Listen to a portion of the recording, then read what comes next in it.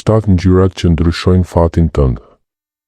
Të dashur miq dhe shpirtra që kërkoni dritë, mirë se vini në këtë video ku do të zbulojmë sekretet e lashta të traditës mistike, Kabalahës.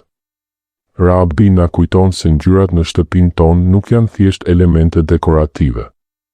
Ato janë frekuenca energjetike, dridhje shpirtërore që ndikojnë thellësisht në gjendjen tonë emocionale, mendore dhe shpirtërore.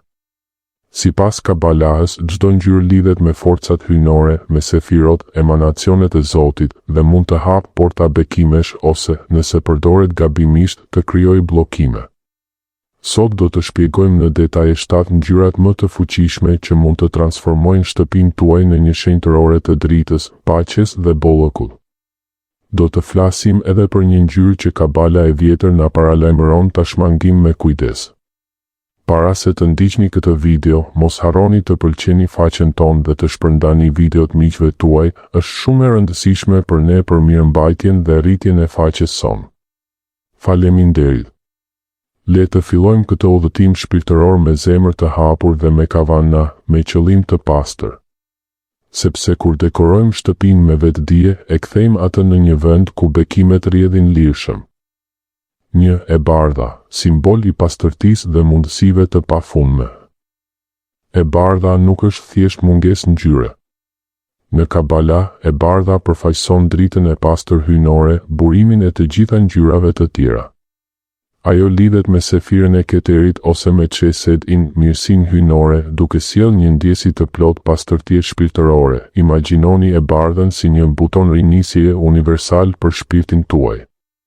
Kur hyni në një dhomë të mbushur me të bardhë, mendja juaj pastrohet nga mendimet e vjetra, nga stresi i grumbulluar dhe nga energjia negative.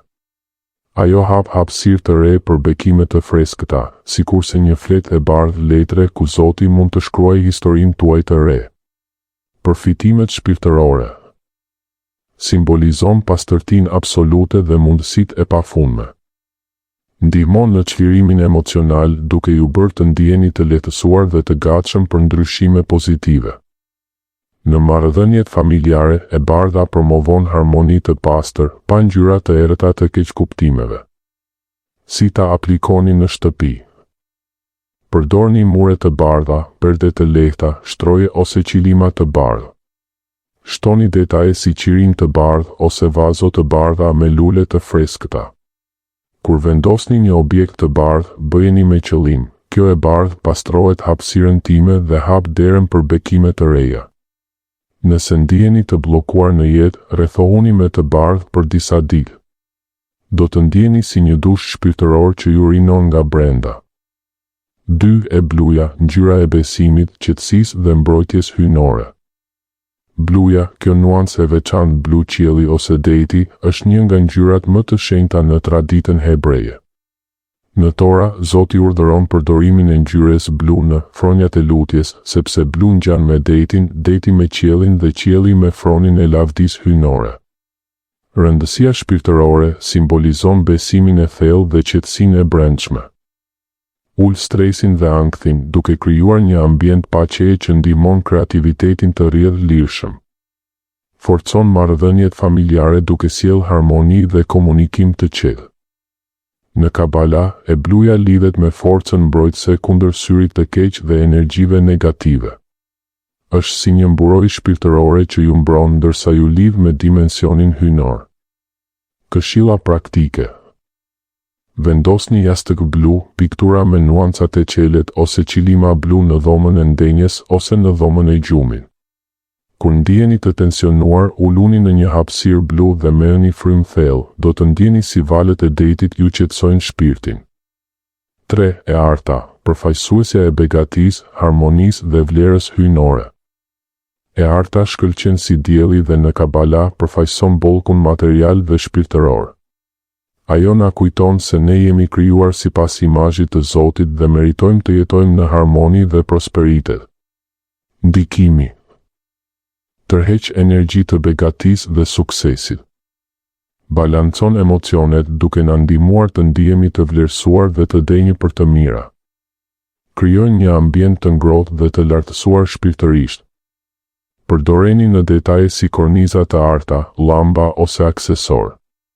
Kur vendosni diçka të artë, thuajini vetes, unë hap kanalet e bollkut hyjnor në jetën time. 4. E kuqja, forca, pasioni dhe energjia jetësore. E kuqja është ngjyra e zjarrit të brendshëm, përfaqëson forcën dhe gjykimin e balancuar.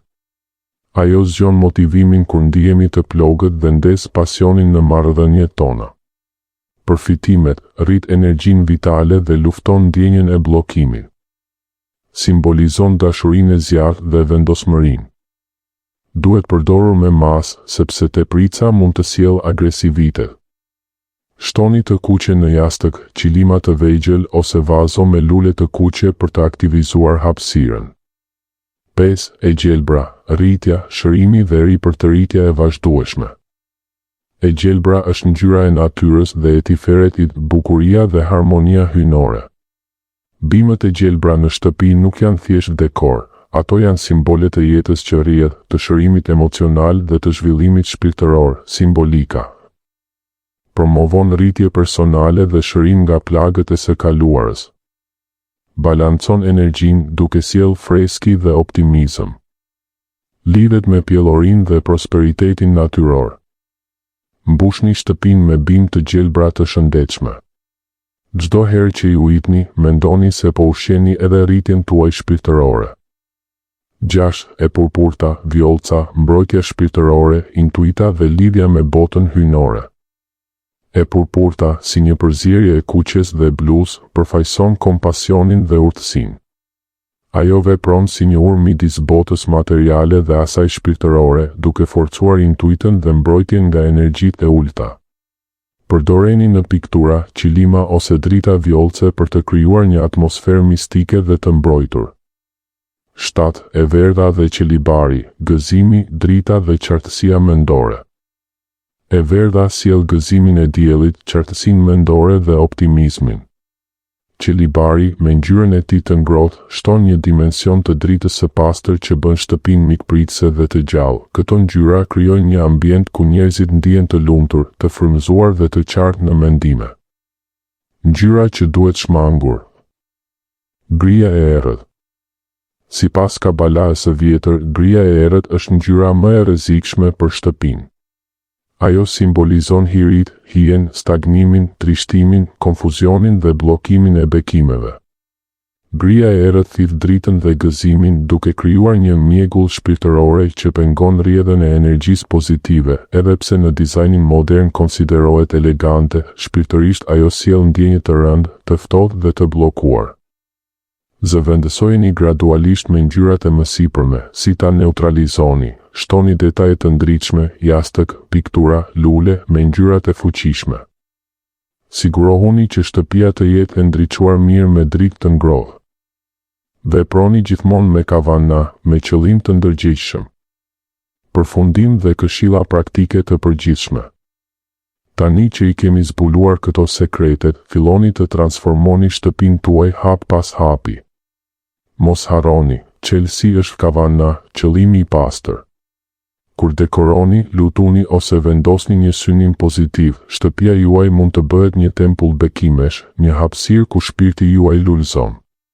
Provoni për 30 ditë dhe shihni ndryshimin në energji, marrëdhënie dhe bollë. Nëse ju pëlqeu kjo video, pëlqejeni, komentoni ngjyrën tuaj të preferuar dhe abonohuni për më shumë përmbajtje shpirtërore. Faleminderit që ishit pjesë e këtij udhëtimi. Bekime të shumta.